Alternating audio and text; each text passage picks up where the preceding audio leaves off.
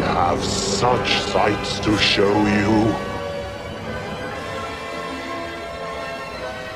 You're all going to die tonight.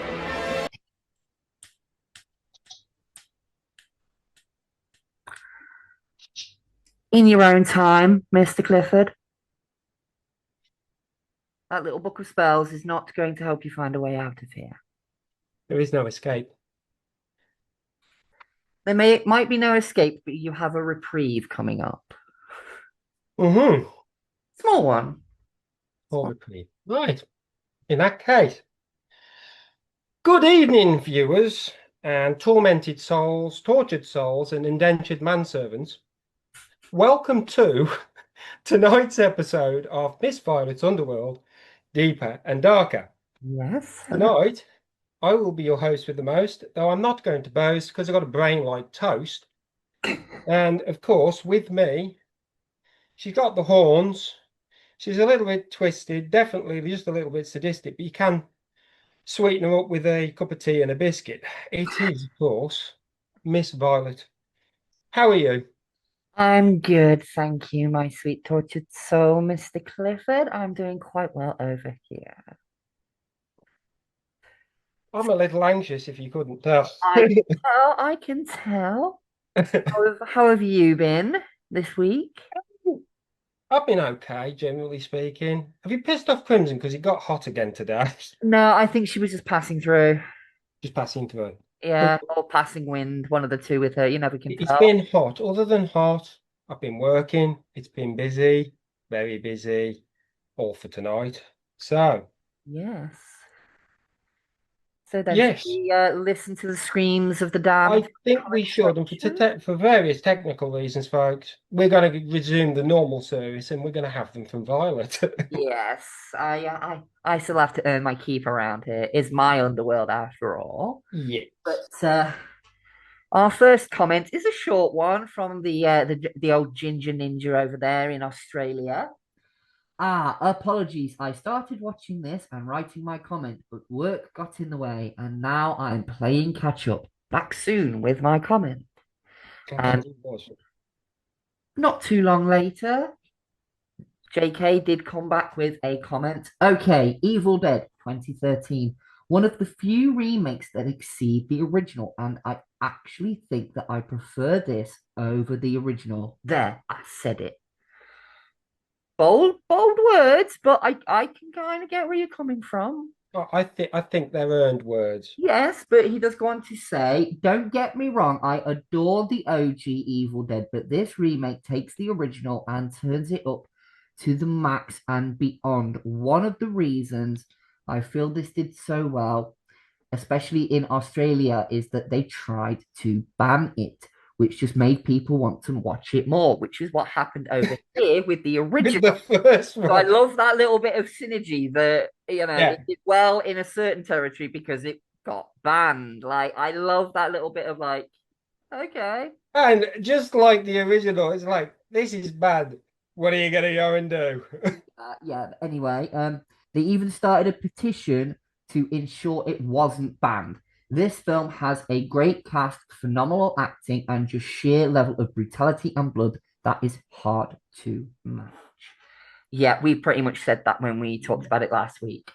The Crazies 2010. As a wise man once said, go crazy, don't mind if I do. I think that was Homer Simpson, wasn't it? I think that might be a Homer Simpson clip. Yeah. I do remember that.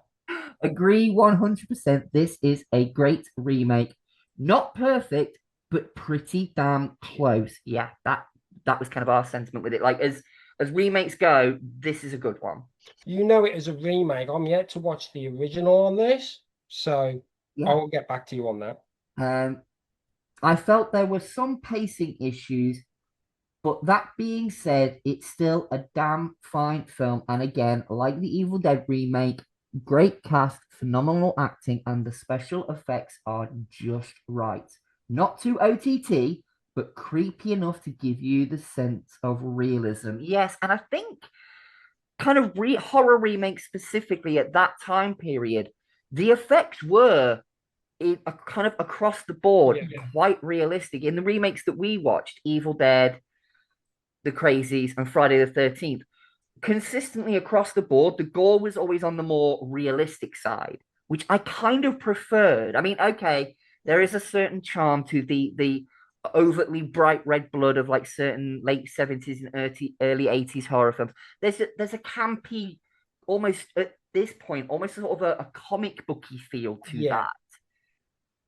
But in these, it's like that's very, very real. Like we know yeah, what actual blood looks like. We know what we've seen, plenty of this stuff in like yeah, documentaries and things like that at this point that we kind of know what real stuff looks like.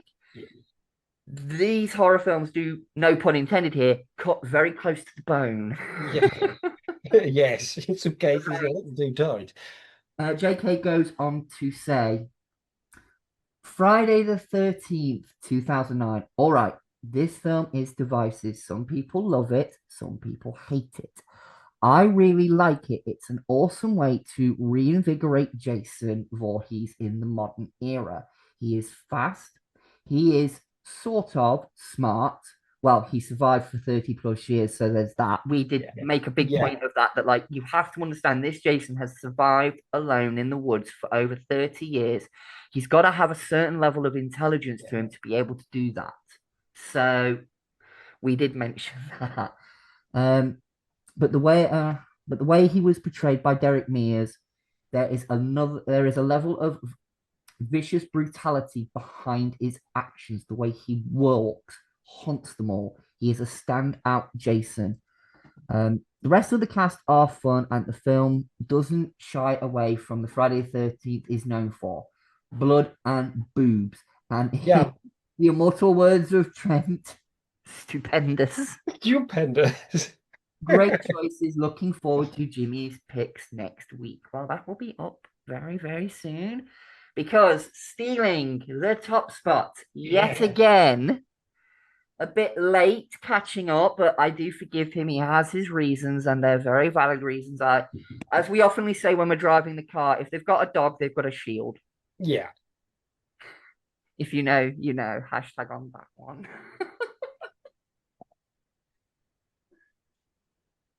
But it is, of course, the Calico Crichton himself, Mr. Tony Harris from the Retro Movie Zone. Evening, guys. Can't believe I've fallen behind with your videos yet again. Sincerest apologies, but I implore you, I plead with you, please, please, please, no pineapple. I swear it won't happen again. It's been a difficult few weeks, what with our poor dog falling ill and having to be hospitalized for a few days, and me being summoned by jury service. Jury service, isn't it the worst? yeah. I wouldn't know. I've never done it, but I've heard all the stories, and it's like, oh god. Yeah, it's not something that I think we had a guy at work who'd had to do that, and he was Yeah. in and out and in and out. Yeah, no, it's no. Both of these situations have now been resolved. Maya is back to her old self, and I've been excused from jury service due to health issues, so all's good. I'm back to normal. Excuse me, had to clear my throat. I'm a huge fan of the original Thing from Another World, classic 50s sci-fi, and one of its finest examples. Yes, like I said, we didn't really want to cover that one because by today's standards, that is definitely firmly solid in the It's sci-fi classic. camp. Yeah, And although we do cover a little bit of sci-fi here, we more tend to go for straight horror with sci-fi elements. So we went more with the remake. So, but we did honorable shout out mention to the OG one that kind of started it all, yeah. and we didn't mention the book it was based on. Who Goes There? Which Yes. I want to get a hold of a copy of that because apparently the Carpenter film storyline wise is closer to the book. Yeah, that's what we got. That's what I've never, unfortunately, Tony. This is on my watch list to watch now. We all have one, so that one is to watch, but it'll get round to it. Yes. Where was I? Also, John Carpenter's remake from 1982 is pure 80s sci-fi horror brilliance, made so by the amazing cast and the use of practical effects. There is no substitute as far as I'm concerned, as I'm sure you both agree. Yes, the original is just Yeah, I want that on DVD now. That's a As for the DVD entry. prequel from 2011, I have to admit I haven't seen it, but as always, hearing you guys talk about it has made me want to take a look. So I'll be grabbing a copy of that. Can't believe they abandoned those practical effects in favor of CGI, and not just CGI, but bad CGI. What the hell were they thinking about? The big wigs also accused the original practical effects version of looking too much like an 80s movie. Seriously, someone at the top didn't see the revival of everything 80s that was to come just a couple of decades on. No foresight at all, these people. Do you know what, right? I think that was kind of the vibe at the time, was that CGI was being used in a lot of ways, in a lot of films, and in my opinion, in a lot of unnecessary ways when it could have been done practically.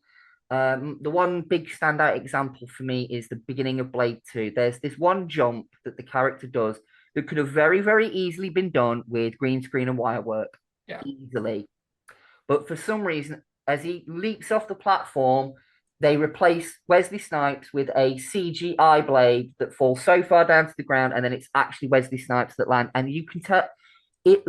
No, I Again, love. unnecessary use mentioning Wesley Snipes in the third film. He refused to open his eyes, and so they just CGI'd his eyes in. Yeah, just It's like, the yeah. So I think it's just from that time period where the prevailing thought was CGI was the thing. it's CGI the was what dog. was best. Yeah, it's the dog. And as we said very kind of quite loudly in this the prequel's favor, was that if they had stuck to their guns and done it with the practical effects, it would have lined up, not just lined up more with the original, but fans of the original would have gone to see that and gone, oh, they've stuck to the same effects. Yes. Kind of like what they did with Beetlejuice. Yeah. For the most part, they kept the same kind of effects that they used in the original film. And watching the two back to back, it's near seamless. Yeah. So, I also think it would have kicked off the 80s nostalgia a couple of years because earlier. now we're Yeah, into it. So but we don't live in that parallel timeline where that film actually got released with with the proper effects in place. So I guess we'll never know unless Universal decides to go, you know what? Let's do an anniversary version of it in 2031, because it'll be 20 years. Yeah. Let's do an anniversary for that. We'll do a collector's edition where you get both cuts. You get the CGI cut and then you get the original practical effects cut. And it's down to the viewer to watch what you want. A bit like they did maybe even like box it in with the 82 original with a upscaling and an original footage one. You know what I mean? Maybe. I mean, they've done that. That's happened before with films. So I mean, maybe, who knows? I mean, Nightbreed, you have it in the background. The collector's edition of that has got the theatrical and the director's cut. So maybe do something like that with it. I don't know. Yeah, do something like that. But right, Tony goes on to say, I've never played the video games, not being a gamer, so I'll have to take your word on that one. Great episode, folks. And now, once again, my sincerest apologies for lagging behind Toodle Pip, and it's on to the next episode and a horror remake triple bill. Can't wait. Right, well, we'll have to catch up on that one when we come back after our break. Because and that's the reprieve you mentioned. Yes, this is our swan song episode for this part of the season. We'll be taking a month break and then we'll be back with another 10 episodes leading up to Christmas. Hopefully, yes. Yes. So back to you, our dear back to me, host with a jar of toast. Yeah, the brain of toast. So, first pick of the night, and I'm going to just briefly mention I was left unsupervised, unattended, and given some chains of power, and just given some advice and whatnot to go and pick these. So there might be some interesting picks, there might not be. And the first pick is Heretic. 2024, November the 8th, 2024, released by A24 Films, written and directed by Scott Beck and Brian Woods, starring Hugh Grant, Sophie Thatcher, and Chloe East. It has a budget of 10 million, and a box office of 59 million. So Yep. pretty decent stats on this one. Yes. Yes. So, first time ever. Now I've got to give the plot and the synopsis. So Go for I'm it, going but to don't go remember. overboard. Yeah, I've got to get into this one now. So I hope I do it some justice. Basically, it's Hugh Grant as well. I'm going to mention that it's Hugh Grant in what is a sort of first film for this, and it's surprising with him. Hmm. Yeah, I can go with you on that one. You know, so the plot basically it starts off very interestingly actually. I feel it Yeah. is two Mormon sisters sat up on a bench, and on the back of the bench is the advertisement for a condom, and they're having a little bit of a chin wag about the birds and the bees. Yeah. Yeah. Rather interesting start for this, especially with the subject topic. You know, they're having the good old chinwag about the birds and the bees and their views because they're Mormon sisters. It becomes quite apparent. And then it leads into the conversation of what they are doing because it seems these two Mormon sisters, as the church does with this particular church, they're being invited and told about an invite to a prospective convert, Mr. Reed, played by Hugh Grant. Yes. And so they travel to with some interruptions, and you get to see that along the way. Try not to spoil the film. You get to see them trying to convert a couple of people on the way. It goes just as well as it does. In this film, I'm going to put that in here. This film, Tangent, this film comes with a warning because I was watching this on the second occasion and I had a pair of Mormons turn up. It's almost like fate was like, oi, Yeah, oi, oi. yeah. Like you've been watching this, we got to a scene that I'll describe in a little bit of time. So Yeah. I was prepped. They left. Yeah. Like, do you know what I'm watching? You don't realize I've been prepped. Yeah. Anyway, Yeah, okay. continuing. Continuing. Continuing, continuing. These two Mormon sisters proceed to go to the house they've been invited to. They knock at the door. Mr. Reed answers the door. Conversation about the religious connotations starts. However, it starts to rain, and so they are invited inside. They quickly state they're not allowed inside unless there's a woman present, Yeah. and he convinces them his wife's in the back, and they go in. Making a And so pie. with some reservations, they enter the premises. Yes. And then things take a very dark turn, don't Well, they? things start to take a bit of a Without turn. Yeah, spoiling it, things do take, once they get inside the house, that's when that's when things start little to take a things turn. start. They start their sales pitch, the usual sales pitch that you would get and come to expect from the Mormons. And then things start to take rather a dark turn. And from there, they decide to attempt to get the hell out of Dodge. It becomes a fight for survival to a degree. And then it goes and takes even more of a turn because they find they are not able to exit the building the way they thought, and things are not as they seem at all. Yeah.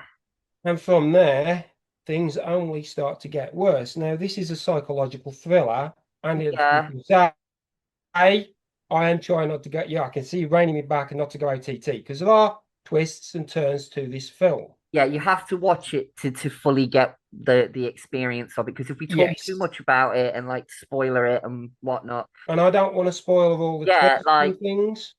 I will, So, I will mention a time for spoilers, and then I will flash up the time at the bottom to skip forward past the spoiler events, just so you guys are yeah, aware. if you Okay, can so do that. let's So, go with thoughts then, Jimmy. thoughts, yeah, let's skip the ending and things. Thoughts, I like this film. I've watched it twice. The first viewing, I thought brilliant. The second viewing, not some things I started to notice. this film is great. It's really well acted by Hugh Grant, especially. He does Yeah, play. he changed my mind about him as an actor because I'm of glad I did. I'm glad I did. I He wasn't does sure not about it, seem, but once I saw him, yeah, it works. It works. yeah, it is. We mentioned this off. It is very much when people looked at 1 hour, another film, 1 hour photo with Robin Williams in. Yes. Everybody's come to look at that point in his Robin Williams, the late great. They'd come to love him for his comedic and everything. Yeah, And when a then he goes comedy and does actor this takes a film. serious role, it does make you go, okay, Whoa, they're yeah, capable of going to that yeah. level. And this is and Hugh Grant with this film, I do believe this is the one that is going to going forward because this is obviously 2024, so we're only a year behind. This is a very modern film, Yeah, well, it was the first time viewing for me. and it's a first time view for you as Yeah, well. that was that was one I'd not watched. It's one that I watched the trailer of it several times, and I was like, Hmm. I don't know about this one, because again, I've seen Hugh Grant in mostly comedic roles, and I don't think he's a bad actor. I don't. He's not an actor that I think of when I want to like, oh, I need to see this film because he's in it. Like when I Yeah, hear he's in it, it's like okay, like the Bridget Jones films. I was like, yeah. oh, okay, he did good Okay, enough he's for in what he there. was, like. But Yeah, this or film, Weddings of You, things like that. going into this, fresh, open mind, I was like, let's just give it a chance, sit and watch it. And I was pleasantly surprised by his performance. And as we said, in certain scenes, just his overtly polite Britishness actually kind of elevates the performance a little And bit. mate, Like, it oh, puts you some only of a it. British person, only a Yeah, British person could be so polite about something so horrific. You know what I yes. mean? Like it just works. And sometimes he uses his previous sort of more comedic elements of the work, and it comes across as sinister, and Yes, you don't know what to do with it. exactly. It's very unnerving, but moving it along with this one, I The like other the thing is, I must say, Sophie oh, Thatcher, Chloe East, they're kind of unknowns. But yes, they are the unknowns in this. if you've watched the book of Boba Fett, Yeah, I haven't, but yeah. Drash is played by Sophie Thatcher. So these two are relatively new actresses. They're child actresses. They're up and comers. Yeah, yeah, they're the next gen. They're the next gen of stuff. So yeah, you're starting to get that next gen in this. Yeah. And the other thing about them, they were previously Mormons and picked Yes, specifically I do for remember that. you mentioning that. I do remember you They mentioning. were specifically picked for their knowledge. This Yes. is a very accurate film for a number of the facts it presents as it goes through, and I don't want to spoil them all. No, no, but yeah. That is one thing I will say about the film, especially for the first 45 minutes, I'll say, because there's a slow build up until they get to the Yeah, house and everything. But there's that slow build up. for the first 45 minutes, I was intrigued and I was engaged. And when he's going through I don't want to say it's a rant, but when he's putting his point across to these two people, I was actually sat there going, he's not wrong. No, it's not He's, wrong. he's actually very correct with all of the points he's making.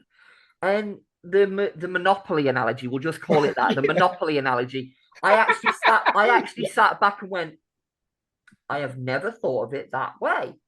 But Yeah. when you put those two analogies side by side, that monopoly came from this, and the Bible came from this, and this came from this, I kind of sat there and went, Huh.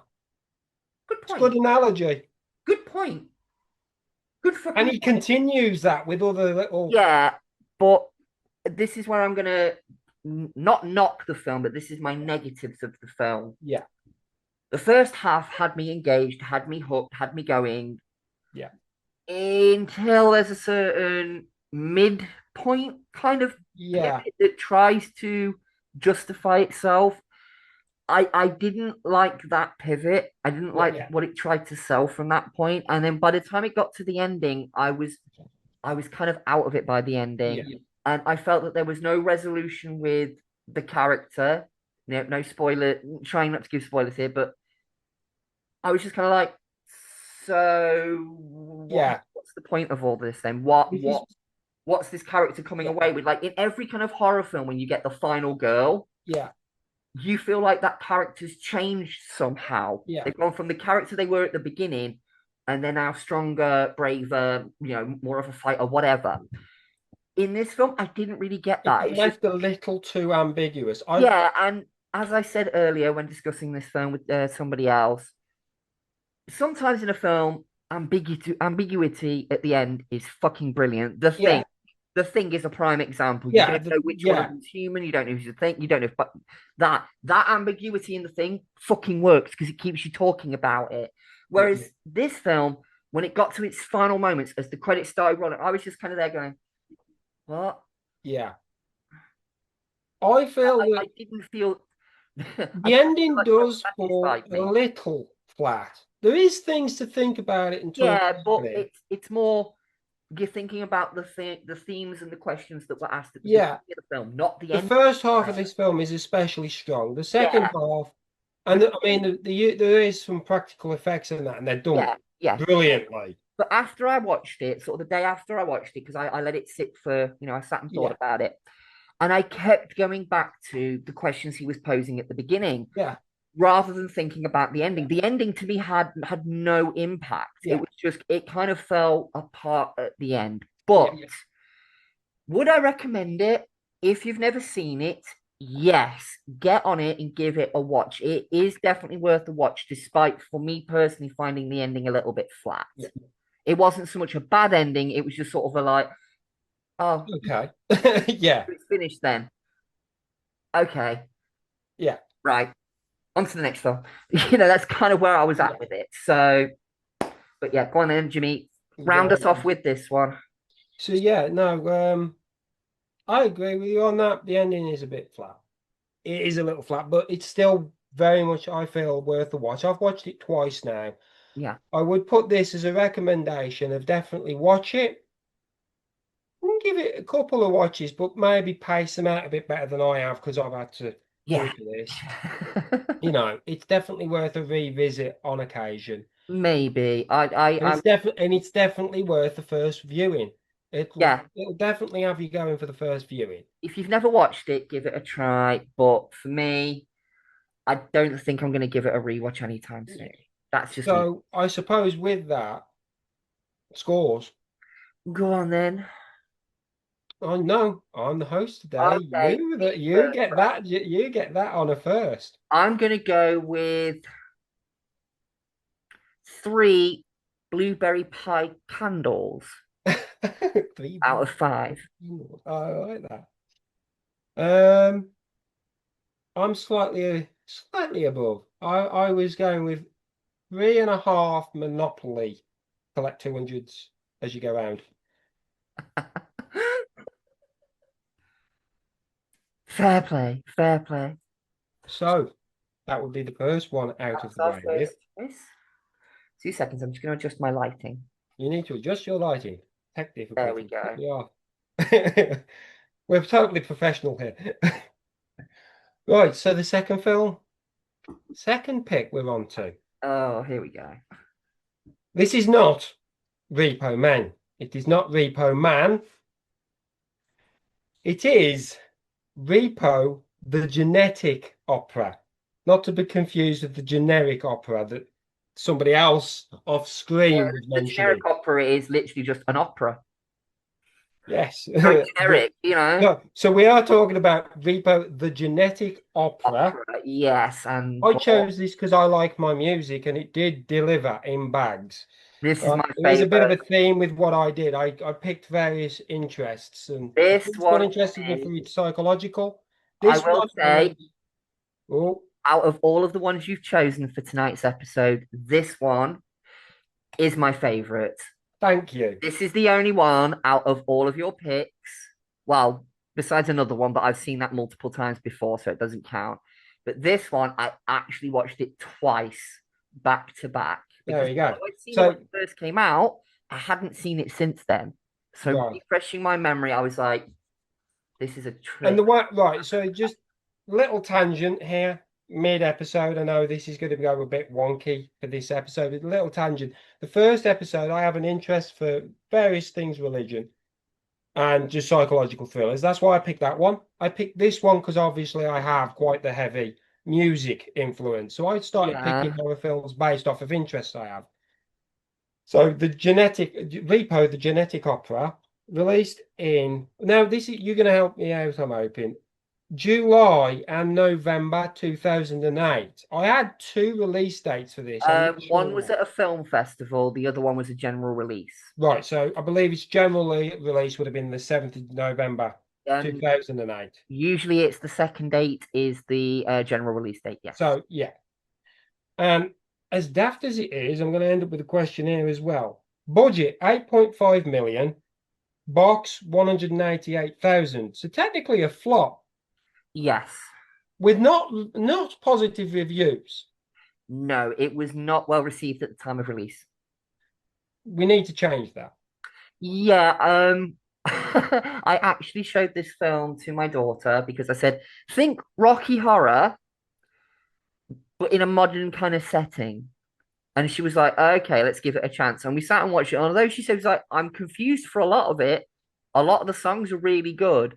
Yeah, And she even said, if you're looking for a 21st century version of Rocky Horror, yeah, this would be kind of the sort of film you'd be looking for. yeah.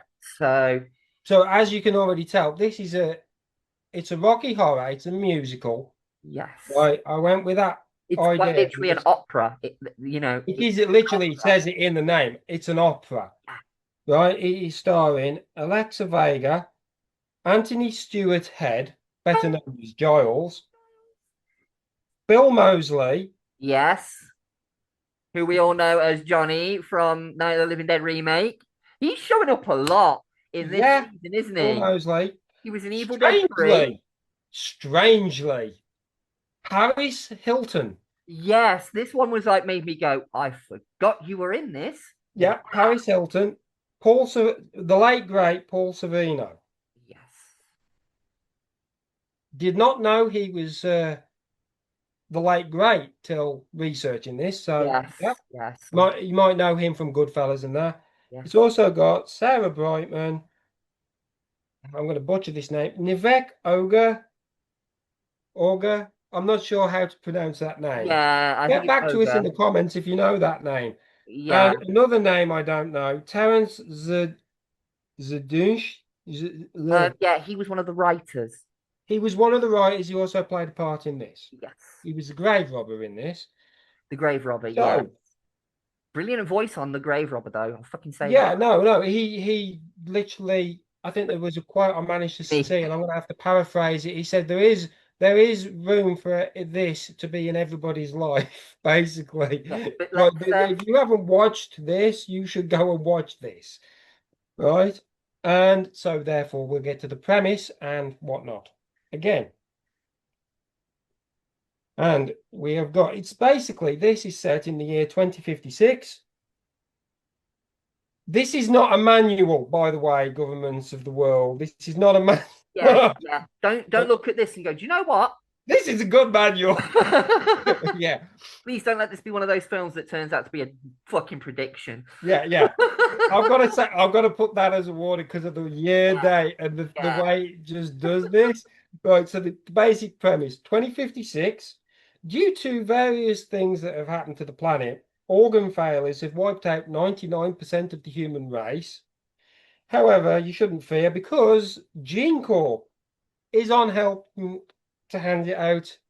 A problem Transplant, solver. fresh organ. It's invented a painkiller that has made organ transplants much easier to do, and therefore the epidemic of organ failure is saved.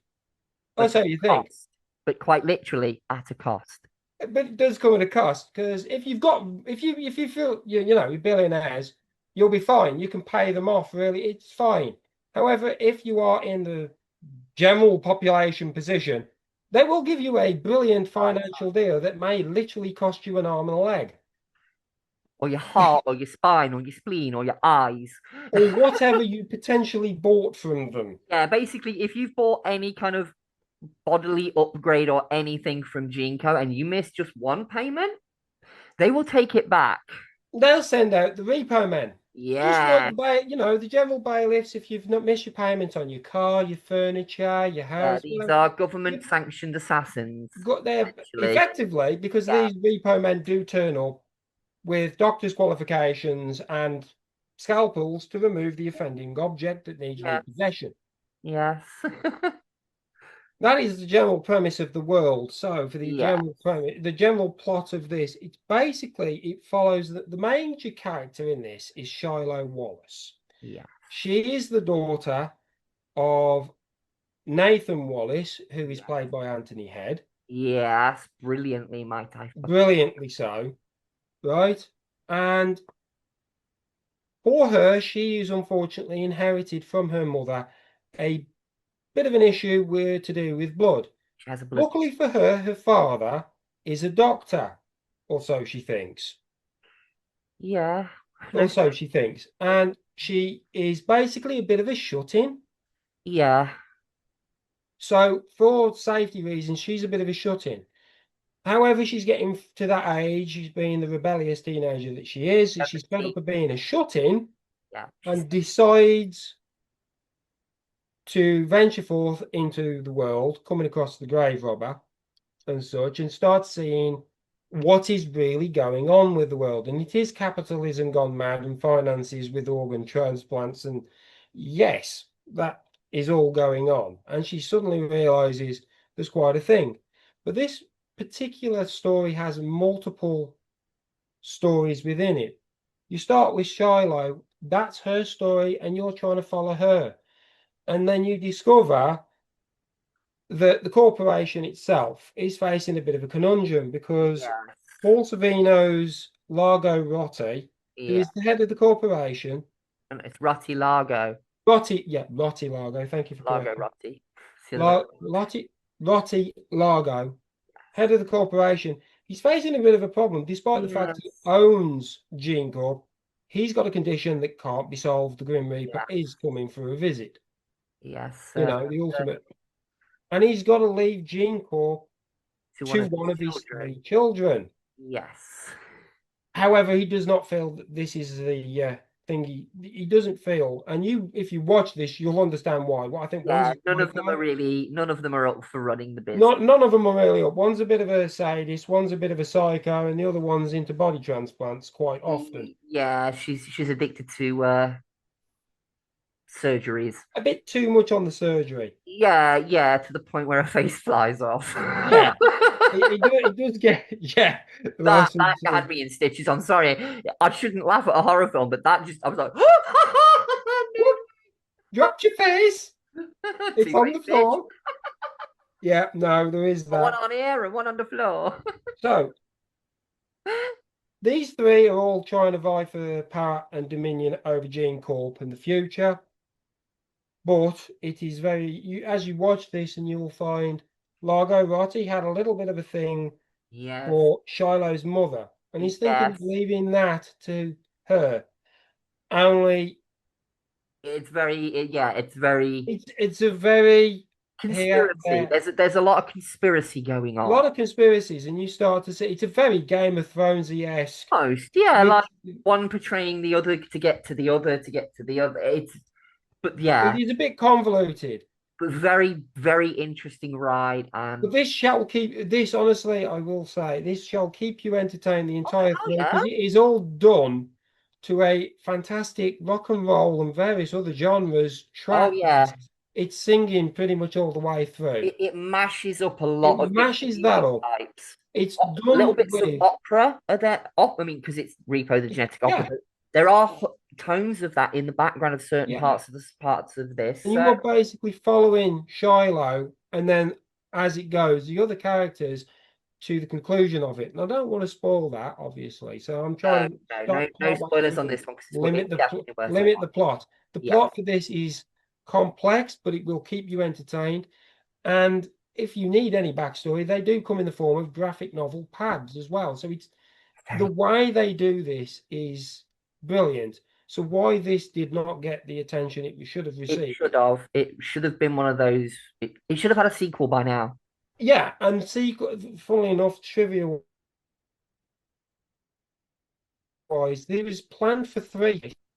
It was planned for three, but we are still yet to obviously receive, probably because of the budget. I mean, Paris Hilton had to go out and make a little bit of an appearance to get the exact amount of money they were Yes, short I on for remember this you saying production. about that. So yeah, this is done with the actors are acting their ass off. Anthony Oh, they Stewart Head definitely singing are. is brilliant. Oh yeah, Bill Moseley is being so over the top, and because Yeah, I've seen him, Bill Moseley's on point. Everybody's acting's on point for this. The practical effects for this, considering it's an opera as well, and it's basically a yeah, stage show, they're on point. They yes, are the gruesome horror and elements are definitely there. yeah, The gore factor alone when the Repo Man's collecting that spine, yeah, and the fact that the spine's got a freaking barcode on the bottom of it, that just tickled my bones. I was just like, even in the yeah. future, like you can literally buy your backbone for Yeah. a price. Like that just, You can buy literally anything you need. yeah, like, It does come with a financial deal that, like I said, might yeah, cost you like, an arm or a leg and a spleen and a something else. So yeah, there is that. It's brilliantly done this. yeah. But I had And seen this film once before. yeah, When you mentioned it, I thoughts, was go like, go when for you, it. what? Go with your thoughts. Right. Your turn. Go with your thoughts. Okay. All right. When you mentioned that this was one of your choices, I was like, okay, I have seen this once before, but it's been such, I haven't seen it since it had first come out. So I was like, okay, refresher course. And I actually forgot that Paris Hilton was in it. And it wasn't until about halfway through, I was like, that is Paris fucking Hilton. So it was nice to kind of have my memory jogged. Nice Mhm. to find out that, like you said, Joan Jett did pop up as a cameo As in a the song cameo. 17, which to me, that is one of the more standout tracks of Yeah. the song. You know, we've all been 17. We all know what it felt like back then. And I'm like, yeah, even in my old age now, I can still look back and go, that's kind of how I felt back Yeah. then. But for me, getting reacquainted with this film was just had to be done. It was, Yeah. I'm glad I was given the instructions to and the chains like go and run and go find find things you something. might be interested in. Go find something. Go find and this I watched the trailer for this. I like this is the musical interest one, the for definite, and it seems good. And then I started watching it, and like you said, I didn't recognize it was Paris Hilton. I had to look it up in the credits. And I found it through research. I thought, wow, Paris Hilton, wow. But what really sold it for me was when I saw, and I haven't seen him in anything else for a long time, and it's Anthony Stewart Head. And I knew the man could sing, having Yes, seen Buffy all them years ago, and there is a musical episode. yes, and he The gets man up can on that. sing, Yes. right? He has done opera and things of this nature before. Yeah.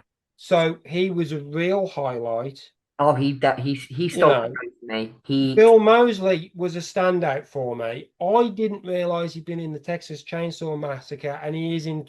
That name's going to be coming up. And it's like you told me that he's come up, and it's like that name rings a bell. But and then when I uh, realized, he's been in a lot of Rob Zombie films. yeah, So we'll yeah, get to them. there's going to be a We'll lot get to more them. of Bill Moseley popping up on this channel. I have a funny feeling Yeah, about yeah. Bill Moseley will be mentioned because he's on point. The late great Paul Savino is doing a fabulous job. that. I Oh yeah. will admit his singing's not as good, but he's not a singer. I know he's When he belts out the but more when he decides to operatic belt bit, them out, when he gets to the more operatic bits towards the ending, yeah, that is when his voice shines for me because I think yeah, you can tell that that's the sort of singing he's more used to doing. Because when he's doing the more sort of almost, I don't want to say it's rap, but yeah, it's close to rap.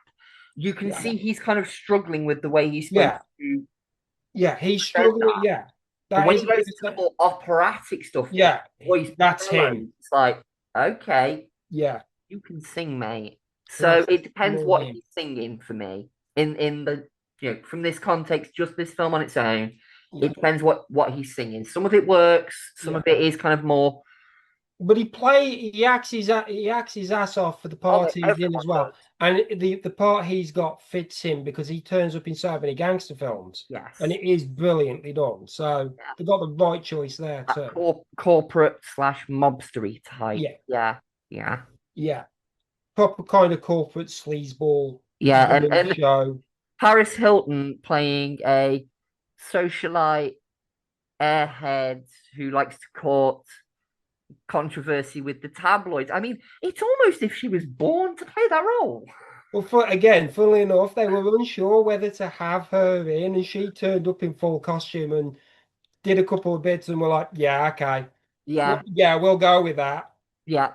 It worked. She wants to do this, and Yeah. that's the other thing. If you have somebody turn up and wants to do it, go with it. Yeah. Like if she's like gung ho for it, then yeah, just Yeah, it's like they're gonna put the best foot forward. exactly. But like I said, everyone in this, the parts they're playing, they're fantastic. The actress who plays Blind Meg, that Yeah, character had me enthralled. I wanted to know yeah, more Sarah about that Brightman playing character. Blind Mag. Yeah, The, and like she the for the look, part the she's playing, she's a eyes. singer as well. Yeah, I mean, but the looks, the The, dresses, yeah, the contact lenses she was wearing, all of it just kind of yeah. created this very So mysterious honestly, character. I But suppose we should get round to the scores for this, and I go think on we then, both know. go on then, because No, you're first. time. It's reverse roles to Violet. Okay, okay. I'm I'm putting my going, foot down. I'm going to give this 4.5 Paris Hilton faces falling off on a stage out of 5. You're I'm going to give this, and I'm breaking your rule, 5 out of 5. oh, breaking your personal rule. Making the personal rules that were put on me. 5 out of 5. Anthony Stewart Head Repo Man's in the basement with 5 victims, singing his heart out, removing organs. Out of 5. Out of 5. So you like that one then?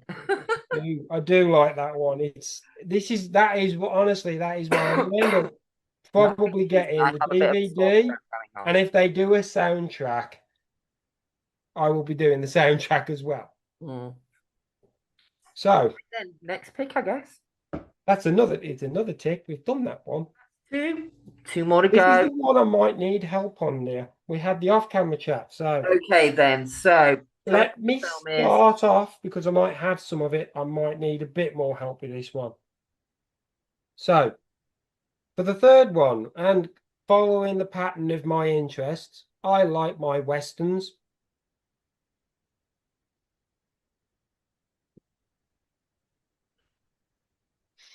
There it is.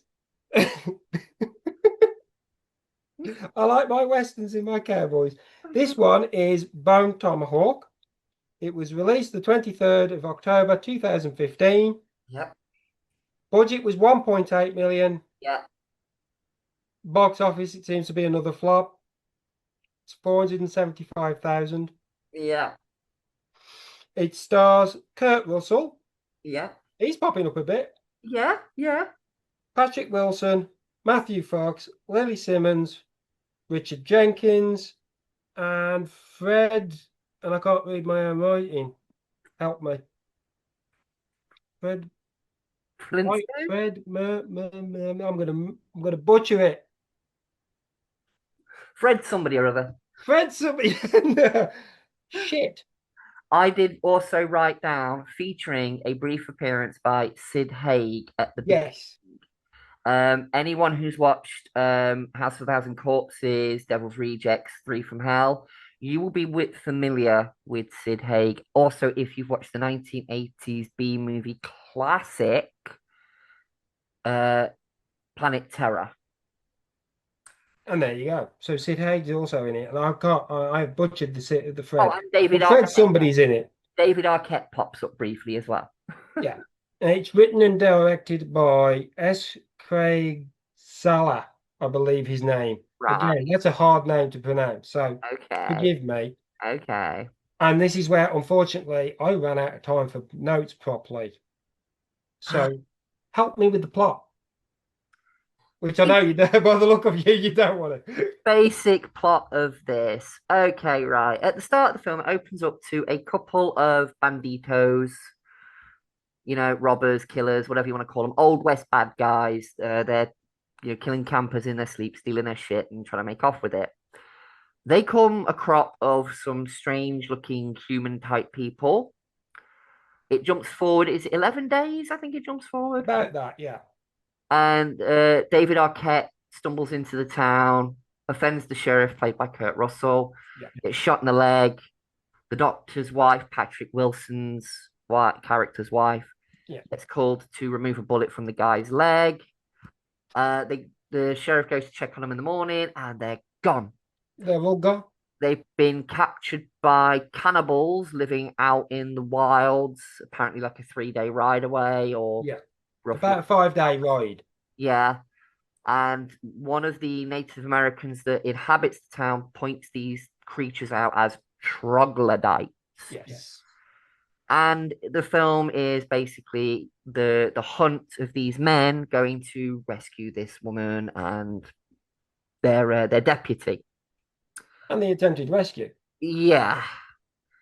And then we get about an hour of walking and walking and then pitching camp and then shooting a couple of Mexicans and then taking camp again and then maybe walking a bit for again and then the horses get stolen and then we watch a man with a broken leg and I mean this in the actuality of it. You watch a man with a broken leg walking across the countryside for no less than 10 solid minutes. And I'm going to leave it at that. Jimmy, take over, please. It's basic. Yeah, that's the basic premise. That's the basic premise. It's basically that these two bandits had, after robbing the people they'd robbed, they come across that burial ground and decided to rob that too, which is a great idea, not realizing. And then it is, they're now tracking because the people that have been offended, the troglodytes who have been offended by this, are a threat to the town. Yeah. It is quite the wait till anything major happens as a horror, really. This is, Yeah. for me, this fits in. This is an attempt to Western horror, and that's what intrigued me. It was a Western and a horror. I was kind of expecting a bit more. Mm. So you can probably already tell folks where the potential scores are going with this, but it is set up more as a Western. And then that's the thing with this film. It's set more as a Western than a horror. It's a Western with horror elements, and it's got a little bit of psychology in Yeah, it. but the problem is, the thing is, right, with me, Thing is with this film, and I let me did warn interject you. here. Let me fucking interject here, Jimmy, because I have to. I have to say this about this film. Yeah, no, you've got to interject. It tries to be a horror, but it's not quite a horror. It tries to be a Western, but it's not quite a Western. It is literally, for the majority of its runtime, it's about these four blokes going from point A to point B. Something that should have been a 20-minute segment in the film is about 45 minutes to an hour's worth of the runtime. And I'm sorry, but I got bored. And my number one rule in any horror movie, I don't care whether you're a sequel to one of the greats or a new IP that's popping up, right? Yeah. The one thing a horror film should never let you be is bored. No, Even when it did get to the good bits, even when it did get to the shooting and the violence, I kind of was like, is that all we get of that? Like, it was too little. It was like a drop of water in the desert. Yeah, it's like it was like you just reached the oasis, got a little mouthful, and then yeah. There was not enough of each theme to keep me engaged enough. Like, okay, I don't mind, don't get me wrong, I don't mind a good Western. Yeah, True Grit, the original and the remake, I think are both stellar examples yeah. of Westerns. But like I said, this film, a lot of it is them walking and talking to each other. And okay, you get a bit of character depth. But then when one of the character depths is that one of the characters has killed more Native Americans than anybody else, it's like, okay, so the reason we're supposed to like this guy is because he's a fucking massive racist. What was the point of me trying to like this guy? So Yeah. when he met his end, I was kind of like, oh, okay. And the That fact that he particular met his end character off is I camera, and the good points of this film, it is, I mean, it is very well act for the parts that are being the given, it is the well acting. acted and it is Okay, potentially too accurate with the dialogue. let me do my positives. Okay, Do the positives. positives of this film. The gore effects when they are on display are very good. The acting is fucking solid. Kurt Russell is doing. He's making a silk purse out of a pig's ear. You Yeah, know, he's worked with the material he's got and what he's got to work with. Kurt Russell is doing his best. All of them are, right? they all are. The acting's The on. only character that I actually liked, I can't remember his name because I've only watched this once and it was late last night. The uh the deputy, the backup deputy sheriff, the old guy. The older guy. Yeah, The old no. guy. I liked his character. He just some of his little quips and his little stories and little Yeah, things that he would say. I was like, I like this guy. I yeah, hope he makes it out of it. yeah, But I just the acting was great, the sound was great, the sound design was brilliant. The music, I liked the music that was there. It was yeah, something that kept me going on these long yeah, walking journeys. I was like, at least the scenery's nice, the yeah. cinematography's nice, but the story and the pacing were just the story was paper thin for most of it. And the pacing This was, is like I said, 10 minutes of just yeah, one guy, the guy with the broken leg, Patrick Wilson's character, just yeah, hobbling. hobbling along for 10 fucking minutes. I was like, just let him meet up with the group or something. And then, oh, lo and behold, he meets up with the group. Like, oh, now we got more actors to sit around and do nothing until they get up and start walking, and we follow them walking for a bit. Yeah, no, Badly I paced, totally very agree. badly paced. Totally agree. I picked this film because, like I said, I started picking them with my own interest. I was given You can free like it rein. if you want to like it, Jimmy. Just for me, this was a No, no, this was a fail. yeah, no, no, and that's the thing. I kept this in simply because, like, I made the choice. I'm sticking to my guns. Fair play. This is a 2 hour film nearly 2 hours and 12 minutes. that could do really being probably an hour and a half to an hour you know, I'd that I'd I'd say an hour and 45. Trim off a good 20 yeah, minutes. you could trim this film right down. The walking bits in the middle could have not been there, Yeah, and it would this have been film is the pace would almost have been like better. it's really, I mean, the attention to detail when I went and looked at the trivia and things, the Oh yeah, guns they're using, that's the good. attention to detail for the period, it's a period piece, the Yeah, attention to detail for the costumes, the yeah, way they that's speak, all the spot on. dialogue. This film should be a lot better Yeah, but it's than it not. That's is the problem. with the amount. I think somebody came in and put too much effort on the accuracy, Not enough on the story. not enough to Action, pad the pace. story out. And that's its main detracting thing. I mean, the actors that are in this as well. You've got Kurt Russell, fantastic actor. Patrick Wilson, fantastic actor. You know, Yeah, you've got a exactly. cameo appearance for all the amount of time it is by Sid Haig. Yeah, You know, you've got David some Arquette really, pops up as his assistant. yeah, you've got some really, Right, because we are getting close to our but we cut-off. are getting close to the limit. We've still got this So one last one to fit in the cherry, let's do the the scores. scores then. Come on. All right, my score for this one, and I feel generous saying this. I'm going to give it two weird throat screams. That was kind of creepy. Yeah. But yeah, two throat screams out of five. It that the I have the reverse problem with this film that I had to The Heretic. The Heretic, I like the beginning, I hated the ending. Yeah. This film, up until they actually get to caves and everything, when the action actually started, I was like, okay, I'm a bit more engaged now. Yeah. I kind of like the ending, but the first There's slow burn and then there's slow burn. this was slow burn, and this was trying to make fucking flaming yarn steak on top of a fucking semi-working pissing radiator. It'll make it eventually. But go on then, your score out of 5 for this one. Simply for the level of acting quality and the attention to detail alone, 2.5 whiskey bottles to the liver. Oh yeah, that okay, that effect was cool. That was brilliant. That was like you said, when this gets to like the horror elements, Yeah, it's brutal. yeah. The realism is there, it is brutal. It's just the fact of how long the runtime is Yeah, to it get takes there. too long to get to the end to the good Yeah. bit. And there's not enough of the good bit when it finally gets there.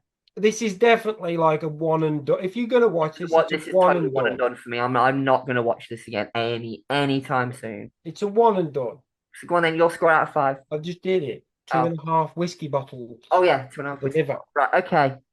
And this is unfortunately where I totally ran out of Right. time, folks. Your So, next choice, your next Violet, film. the pick that I picked last because of the comedy factor and the fact that I was introduced, shameless plug to The Toxic Avenger a little while ago and Troma Films. Yes. Kabuki Man-san. Yes, Sergeant Kabuki Man, NYPD. Details are thin with this one because it's Troma. They don't really do like their box office and all No. that kind of stuff. I was able to find out that it was got an original release in 1990, but there was two cuts of the film. There was the full R version, 18 rated version, and there was also the PG-13 version because they Right. wanted to try and get it more into the mainstream.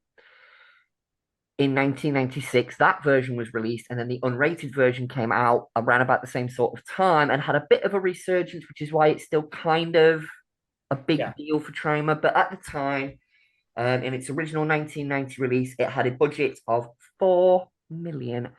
That made it Troma's most expensive movie at the time. So there we go. Plot, Jimmy, do you want to handle it or shall I? I got no notes. Please help. Right, I'm okay. calling in the backup, folks. Okay, the plot, basic plot of Sergeant Kabuki Man NYPD in true Troma fashion. Um, every 1,000 years, a being known as the Dark One, or the Evil One, sorry, can be summoned, and it will lead to the end of the world. And only one thing can stop this evil one, Kabuki Man. There's this whole ritual that these kabuki actors have to go through, but there's these evil corporate guys. I love the late It 80s, is early classic 90s. Of drama. course, it's evil corporate guys. There's evil corporate guys who are trying to bring the evil one, and they end up killing Kabuki Man's vessel. I suppose is the best way to put it. And he ends up accidentally.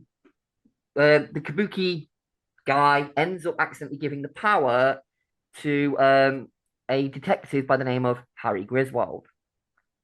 No relation to the Griswolds from the Vacation franchise films, National Lampoons. No relation. At least we don't think so. Although that would be a cool crossover if it was. That would be kind of a cool crossover. Like Kabuki Man shows up in like one of the Vacation movies in the background, so that would be a nice little fucking nod and a wink and a crossover, I think. But yeah, he accidentally gets the powers of Kabuki Man and becomes Sergeant Kabuki Man, NYPD, and to try and explain the plot of this film in its entirety, you would have to smoke or snort or take some heavy pharmaceuticals to Think understand what Lemmy. I'm saying. Think Lemmy or Ozzy. You'd have to be in a room with them. Do you know what? Right, them pair watching that film is probably one of like pure comedy gold. Yeah.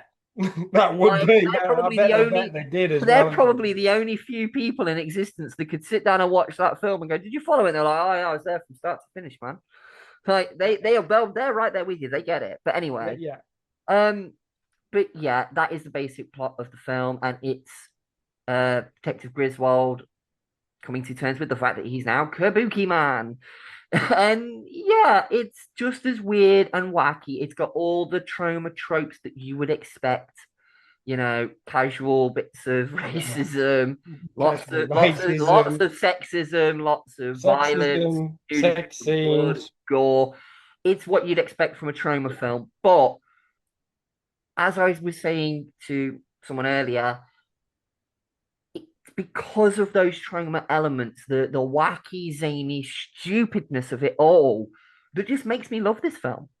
Yeah, So, Jimmy, I've seen this multiple times. So, like, to go back to our old format, throw it to you. right to me. First But thoughts for first time first thoughts, right. So the first thing, I was unaware there were two releases, one of a PG nature, and but I'm unsure which one I have watched because I watched this on YouTube. It is totally available for free on I the think it's the YouTube. uncut version. And I think, yeah, no, that's what I think that version was. It It did seem a bit is more. available on Prime as well. Just to let Yeah, you no, know, it's available for on some Prime. reason I was trying to. I went straight to Prime. It was there, but for whatever reason, my TV does not want to play that on the TV, so I ended up having to watch it via the YouTube. Right, okay. And yeah, it is like I was like, we got to throw in the comedy element, and you've recently introduced me to trauma films. Let's give this another thing because having the Kabuki Man turn up in Toxic Avenger, Yeah. but there's a and then having it mentioned to yeah, there's a film of him. Yeah. Okay, you've got my Our Foxy interest. episode. You had my interest. Yes. And then it got my attention when I was doing this. So it was originally going to be just an honorable mention, Yeah, but we bumped but it up. We bumped it up. I bumped it up because this is just a funny, and it is. I'm starting to appreciate switch your brain off And just enjoy what's and presented. just enjoy what's there, Yeah. the hilarity of it. Yeah, exactly. Because this is like literally there's some of the jokes in this, especially Oh. with the monkey riding the jaguar. That really did tickle me. I had to pause that because I was that just tickled me because it Like, this is why you should not write prophecies based on metaphors. yeah, Just saying, like, oh yeah. look, it's a It's monkey the riding a jaguar. interpretation, folks. You're it's just I'm gonna have to cover that because seriously, the setup for that joke Yeah, is they have literally chained a live jaguar, right? And the only thing they've managed to train it with is a lemur, which isn't even a monkey, but they're yeah, class. It's trauma. They're going with that. yeah, They've literally trained that, and it doesn't turn out that that's the part of the prophecy. No, they've managed to acquire a monkey by total accident through events of the film, yeah. and he's trying to But start the car, which happens to be a Jaguar. it's a monkey riding a jaguar. It's a monkey riding a Jaguar. It's like, so yeah, you get the hilarity of this film, and it's got other jokes similar, but that one knocked me on the floor. That one always tickles me every time because it's, That just tickled me, I've yeah, said it because before I on was this thinking show. like them, take the literal meaning. Yeah, That must have been the tism in me, and then when the metaphor, I'm oh, like, okay.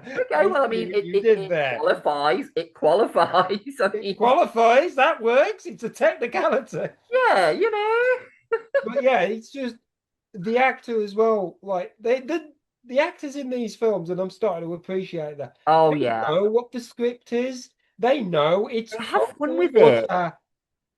They have fun nonsense, with it. Do you know what? Right, and they run with it and act their asses off anyway. It's you know brilliant. what? Right, I said this about when we did the Toxic Avenger episode. I did say I bet it is a lot of fun Yeah, working on a trauma movie because, like we said before, these films they're not trying to be Oscar-winning, No, high-budgeted, special effects-driven movies. No, they know what they are. They know they're low budget. They lean into that and they use that to their advantage. And it as works. before, all of the actors in trauma movies, they're sort of caricatures turned up to 11. Yeah. You know, it's like think of a stereotype of one particular type of character. Trauma's going to be like, okay, here's this guy. Like, And they turn it right up on the yeah, like we said in the original Toxic Avengers, the thug characters are yeah. overblown, but by Yeah. today's standards, they seem pretty fucking tame. Yeah, no, there's definitely without, especially Wiener who turns into Wieners, you know. Yeah. But anyway, But anyway, anyway, no, it is great. It's a good film for what it is. They're acting their asses off. They yes. know what they're working with. Right It's like then, having a bunch of mates, just having a good old but right, let's go on to scores for this one. schools. Do you want me to go first again? Me, this one, I'm gonna. I don't know if I don't remember what I scored Toxic Avenger offhand. I'm possibly gonna match it and give it four monkeys riding a jaguar. Fair enough. Fair enough. I'm going to rate this because I love this film so much. 4.5 sushi rolls of silence out of 5. Four and a half. You sound like my ex-wife. That's how I like it. Yeah, But there is right, that. that's it for this week's And episode, that's it for this. then. Yeah. Please remember to like, comment, and subscribe. Yes. We will be Shameless back. plug. We will be back now looking at our dates. We're probably going to be back late September. So, like Green Day said, wake me up when September ends because that's when the true horror season fucking starts for me. And apparently she has plans. Oh, I I'm doing my do. homework while I I'm on do. the summer holiday. Your homework is going to be like Tony's watch list. Very long, very girthy, and it's going to be a pain in the ass to get through. Briefly speaking of Tony, it's still in the background. We've got Yes. we're off now for a little You've while. got a month, Tony. No excuses. Otherwise, there will be a pineapple. Yes, the Pineapple Express will be paying you a visit. So yeah, well, I suppose we'll leave it at that. And it would not be Violet Underworld if I didn't hand it over to you for your ending now. Well, then, my sweet. So it's good night from Jim. Yes, it's a There good you night go. from Jim. It's a good night from me. And remember, the anticipation, I love it. If you can't be good, be twisted. Don't get mad, baby. Get sadistic. Mwah. Love ya. See you in a few weeks. See you later. Bye.